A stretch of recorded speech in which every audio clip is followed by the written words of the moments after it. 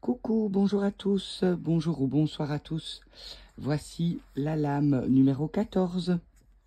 Alors, première subtilité, on ne dit pas la tempérance, mais bien tempérance. Il n'y a pas de pronom à cette carte. D'ailleurs, c'est la seule dans ce cas. Elle n'est pas genrée, on peut dire également. Elle symbolise essentiellement une énergie céleste, celle de la douceur et de la légèreté. Par son appellation, elle nous évoque un temps d'errance, c'est-à-dire un temps à ne rien faire, à part se laisser vivre et profiter de la vie. Cette carte arrive après le travail profond de l'arcane 13, qui a balayé l'inutile, créé le vide nécessaire pour la suite, et le temps du repos, de la paix intérieure et de la santé est venu.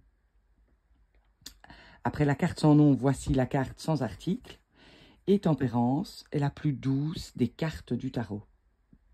Cette lame apporte le renouveau et une évolution apaisante à toute situation. Cet arcane, personnifié par un ange, amène également la protection. Il s'agit dans notre tarot de Marseille de notre ange gardien. Cette carte nous confirme qu'il est présent à nos côtés, qu'il nous entend, qu'il nous protège à tout moment. Nous pouvons nous adresser à lui.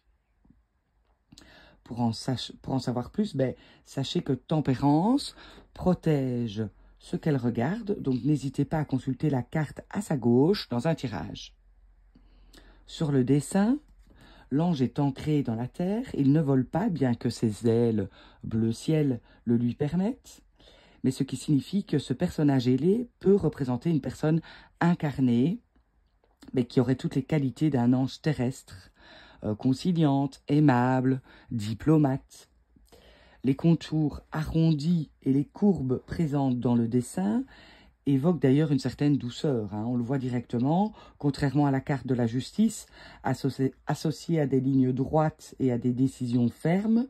Tempérance, c'est nuancer et arrondir les angles pour atténuer les conflits et trouver des solutions. Le personnage sur la carte est représenté dans une posture penchée, ce qui symbolise aussi une inclinaison à s'adapter naturellement. Il s'agit de quelqu'un dans la vie qui possède un caractère accommodant, une personne ouverte spirituellement parlant. Cette personne, on dira qu'elle est gentille, sociable, elle renvoie une image assez lisse et pacifiste. C'est une bonne âme, bienfaitrice, une personne particulièrement protectrice, à l'image d'un parrain ou d'une marraine, par exemple.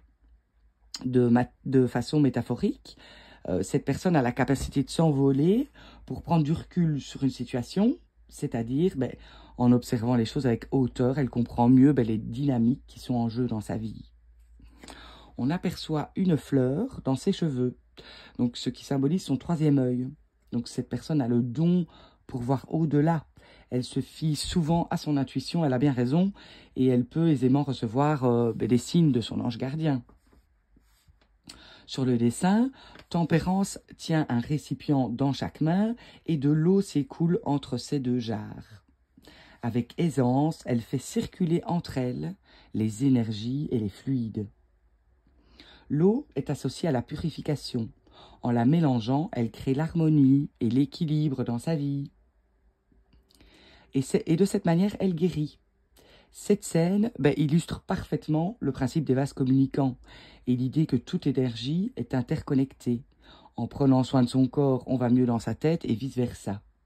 Cette carte nous invite au bien-être, elle nous projette dans une énergie de guérison, mais peut-être aussi de vacances, car elle évoque une période de congé, de détente, de plaisir, de loisir. En référence à ses ailes, il peut être question de survoler d'ailleurs des frontières ou de voyager en avion. On aperçoit au pied du personnage 2 serpents qui s'entrecroisent. Donc cet animal est un symbole souvent associé à la médecine, encore utilisé dans les logos des pharmacies. Les serpents muent, ce qui symbolise la transformation, le renouveau. Cette capacité à se renouveler est associée à la guérison, tant physique qu'émotionnelle. Donc Tempérance, on nous le confirme, annonce un rétablissement de la santé. Il sera question de se soigner de manière naturelle, en utilisant par exemple des exercices de respiration, des plantes médicinales, des pierres ou encore des huiles essentielles. Car cette carte évoque le domaine de la réflexologie, de la naturopathie, de l'aromathérapie ou encore de la lithothérapie. On parlera aussi de guérison spirituelle lorsque tempérance apparaît. Rappelons que cette carte porte le numéro 14, c'est-à-dire 10, une idée de transformation, la roue, suivie de la stabilité, référence à l'empereur, hein, le 4 ici. En somme, la carte de tempérance nous invite à prendre soin de nous, à trouver notre équilibre. Elle nous rappelle que la patience, la flexibilité et la modération sont essentielles pour naviguer dans la vie avec sérénité. Pour en revenir au dessin, l'eau transférée par notre personnage ne symbolise pas seulement un flux d'énergie, mais c'est peut-être aussi un flux de communication. Tout comme deux enfants utilisent des gobelets reliés par une ficelle pour s'écouter, on parlera de communication hertzienne, c'est-à-dire un échange qui se passe dans les airs, comme les ondes Wi-Fi, à nouveau en référence aux ailes du personnage. Hein. Vous l'avez compris. Donc il peut s'agir de SMS, de mails, de conversations sur une messagerie, ou même sur un forum internet, hein, peu importe, cette carte signifie que la télécommunication sera virtuelle, elle est facilitée, elle est favorisée. D'ailleurs, cette communication s'annonce douce, fluide, à l'image de notre personnage, hein, qui semble connecté, qui renvoie une bonne image de lui, certainement au travers des réseaux sociaux également. Alors, l'ange ne perd pas une seule goutte dans son action, hein. Donc on voit que c'est une façon de nous montrer que les émotions sont bien gérées, de façon équilibrée. Donc on peut aussi ajouter que le dialogue sera constructif, calme, posé, modéré. Donc grâce à cette carte, le climat est léger et harmonieux, propice au bon dialogue, on l'a dit, au compromis, à la réciprocité, à la réconciliation. L'eau, en tant qu'élément fluide, hein, symbolise la capacité d'adaptation. Donc, dans le contexte de tempérance, ça signifie que nous sommes prêts à ajuster notre façon de communiquer, d'interagir avec le monde. Tout comme l'eau s'adapte à la forme de son récipient, nous avons la capacité de nous adapter aux situations et aux personnes qui nous entourent, pour ressentir plus de paix intérieure. Voilà, ça c'est le message de la carte. Alors, au niveau professionnel, tempérance incarne quelqu'un qui exerce un métier qui facilite une voie d'échange. Donc, ça peut être large, hein. Il peut s'agir d'un pompier, d'un électricien, d'un acupuncteur, d'un magnétiseur, quelqu'un qui travaille aussi dans le domaine peut-être de la publicité ou de la relation publique, puisque c'est un bon négociateur, un bon interprète, etc. En tout cas, le climat de travail est agréable. Il entretient des bonnes relations avec ses chefs, ses collaborateurs, ses clients. Et peut-être qu'il est potentiellement en congé au moment du tirage. Voilà, ça c'est une possibilité. Alors, au niveau relationnel, les relations évoluent dans un climat apaisé, réconfortant. On peut parler de tendresse, d'affection. Et le climat va être épanouissant. On aura des échanges empreints de douceur, de compréhension mutuelle. Au niveau amoureux, typiquement, si vous êtes en couple, cette personne fidèle est votre âme sœur. On parlera de belles affinités, d'évolution positive et heureuse dans la relation. Il peut aussi s'agir d'une relation à distance. Pour les personnes célibataires, la carte évoque plutôt un célibat bien vécu avec des sorties, des loisirs à la clé, peut-être une rencontre sur Internet éventuellement. Au niveau financier, on voit qu'il y a une gestion équilibrée, hein, qui permet de dépenser pour les loisirs, les plaisirs, sans avoir de soucis d'argent. On va dire qu'il y a une progression douce. Alors au niveau développement personnel, cette carte nous propose de nous tempérer. On retrouve aussi ici l'idée de mettre de l'eau dans son vin, comme l'expression le dit. C'est ce que cette carte nous propose. Elle nous demande de rester cool, de laisser les choses couler dans le calme et sans effort. Elle nous incite aussi à être doux avec nous-mêmes, à faire bon dosage de nos émotions. Elle nous suggère la patience, la pondération. Donc cette carte nous invite à l'apaisement pour mieux faire circuler notre énergie. Elle nous propose de nous mettre en résonance avec nous-mêmes, mais aussi avec notre ange gardien. Elle nous encourage à faire preuve de compréhension, d'empathie, à chercher des compromis plutôt qu'à imposer notre point de vue, comme le ferait la force, par exemple. Hein. Donc cette carte nous rappelle que dans nos échanges, il est essentiel de trouver un bon équilibre entre donner et recevoir, puisqu'une communication saine implique d'écouter autant que de parler, de partager autant que de recevoir, etc. Donc tempérance nous exhorte à chercher l'équilibre, on l'a dit, parfois entre les apparences opposées aussi.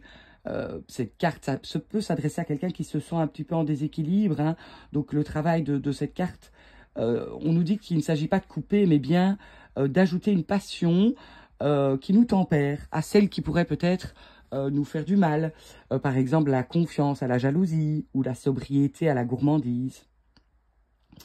Pour terminer, Tempérance souligne l'importance de concilier santé physique, mentale et spirituelle pour favoriser le bien-être.